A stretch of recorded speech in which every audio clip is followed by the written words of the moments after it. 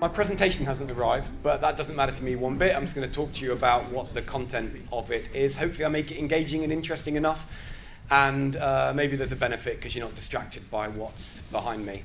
So most of you have no idea who I am or anything about flying colours. I'm aware of that. The only sort of minor claim to fame that I have is I'm one of the people who set up Octopus Investments, which is now quite a large, really very large fund management company based in London with, I think, 500 staff now. I left that company 3 years ago.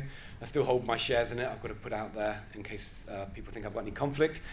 To set up Flying Colours, and what I'm doing with Flying Colours is I'm trying to improve the returns of the UK retail investor, because I know from my experience they're not very good. What this presentation is about, it's about trying to dive into what causes bad returns. A lot of the focus of this is on DIY investors, which I know many people at this event are. As I said, I try and make it interesting. I don't need a presentation to do that, and I've got 10 minutes, so that should be about enough. When I launched the business, the first thing I did was I went off and worked with Cambridge University to do a study looking at average real investor returns. It had never been done in the UK before, which I found totally shocking when we have an industry worth countless billions that's serving investors' needs with investments, and no one had ever looked at what the average investor does. So I went back with some academics at Cambridge. I looked at every single fund in the UK market back in 15 years. I looked at the value of that fund in pounds at the beginning of the month. I looked at the value of that fund in pounds at the end of the month. I took away or added any inflows or outflows to find out what the profit was.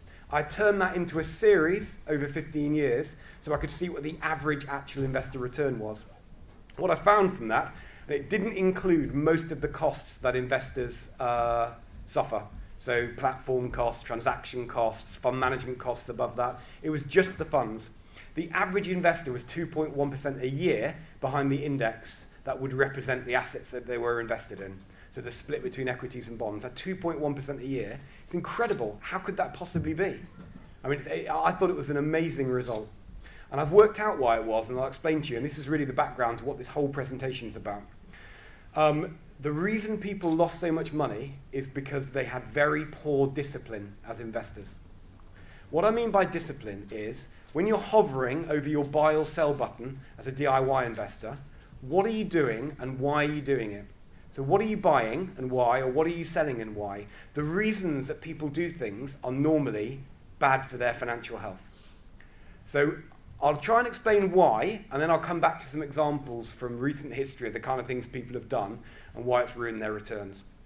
So it's a bit philosophical, this. It's probably helped by a presentation, but I'll do it verbally. If you think about how we evolved and what we are, we're very, very good pattern matchers. So that's a fierce tribe. They're probably going to be fierce in the future.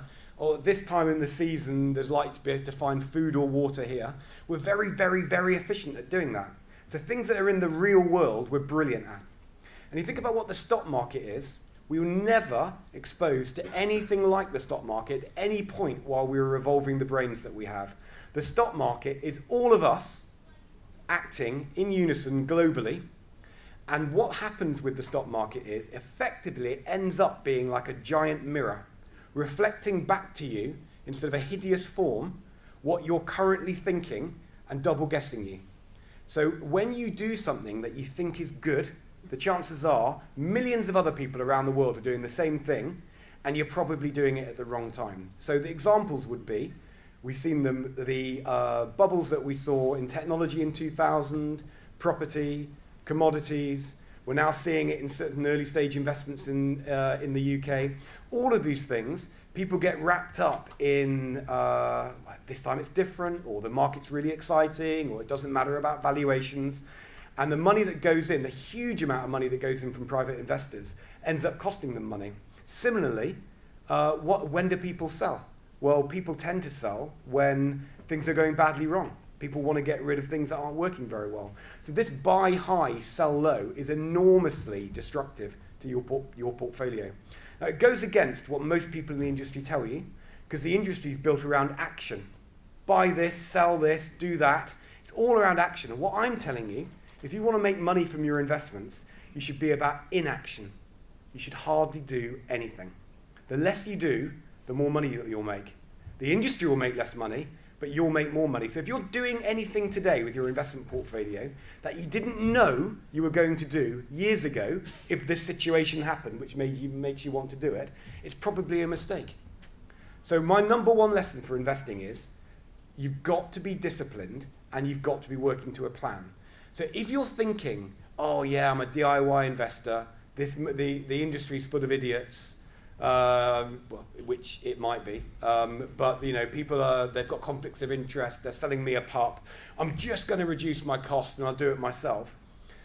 Irrespective of whether you want to use a firm like ours, just be really careful about that, because the market double guesses you and the mistakes that you make are very expensive. So high discipline. The other two lessons that I know, the first one is really obvious, that you've got to be really well diversified as an investor. It's one of the only free gifts you can have in investing.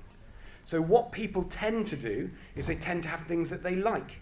So again, if you're not disciplined. So loads of people right now are really heavily invested in high dividend paying shares. Feels right? Neil Woodford's done well out of it. Feels like the right thing to do. Chances are, because most people are doing that, it probably won't work out to be the right thing to do over the next 10 to 15 years. I only say that based on experience, that when something is crowded, it doesn't work out. So you've got to be well diversified, and you have to have a mixture of different assets, and you want to be diversified globally. I'll give you another reason why you want to be diversified, and it's current right now. So if you look at the investment market today, it's extremely stretched and stressful. What the response to the credit crisis and the collapse of interest rates is a nightmare for all investors. There's no return from risk-free assets. You've had a recycling of money that previously wanted to be somewhere else into other assets, searching for yield, like equities and property. And it's meant that all asset classes are either destroyed by government intervention, which is the bond market, or awash with money, hot money, that wants to be somewhere, sort of uncomfortable money. I wouldn't say looking at the stock market is really expensive and you've got to run for your life, but I would say with some confidence personally that I think we'll have some kind of crisis in the next 10 years. Something will happen. So when you're building your portfolio, what I'd say you mustn't do, you mustn't be all in. If you're sitting there today and you're all in on risk, you're a young person, I'm all in, I've got 30 years, I'm all in. For me, it's one of the dumbest things you can do. You've given up the gift of diversification, and you stopped yourself from being able to take action if the market falls. If you're already fully invested in equities, what are you going to do if the market falls and you think it's cheap? You can't be more fully invested. So I think right now you've got to be diversified. You've got to be diversified anyway, pretty much all times, but right now it's, in my opinion, a massive mistake to be overly concentrated in certain asset class or certain styles. The last thing you have to do, which probably everyone in this room would agree with, is you've got to keep your costs down. We've been conditioned for years by advertising and presentation of investments that you get what you pay for. You get what you pay for, and you pay for quality, you're going to get better returns. There's no data anywhere that bears that out at all. It may feel good, but it's a massive mistake. It's very hard to outperform in investments. Most of the money that you're paying actually just ends up going away in high salaries for people working in the city, or dividends for shareholders. It's not value for money. So if you want to make a success of your investments, and the last thing I'll say before I give you my view of what you should do, is nobody actually knows what their own return is. Hardly anybody. Because you're either doing two things in life. You're putting money in, or you're taking money out. It's an absolute mess. If you had £100,000 in the 1st of January 2000 and never touched it, you might know what your return is. Most people haven't got a clue. So the stuff that I'm saying, really think for yourself. Are you sure what you're doing is the right thing and that you're making money?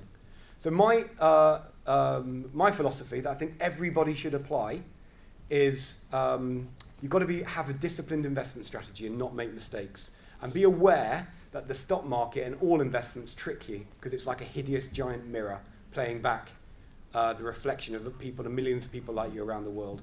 The second thing is you've got to be diversified, both right now and just generally. It's a free gift, and if you're not taking advantage of that, you're making a big mistake. And don't just do what everyone else is doing because it feels good, because that's probably wrong as well. And the third thing is you've got to reduce your costs. Yeah, we're downstairs in one of the stands. I'm out of time now if you want to have a chat. Sorry there was no presentation. Hopefully it was interesting. If you want to have a chat about anything, come and chat to me and Richard at the stand. Thank you.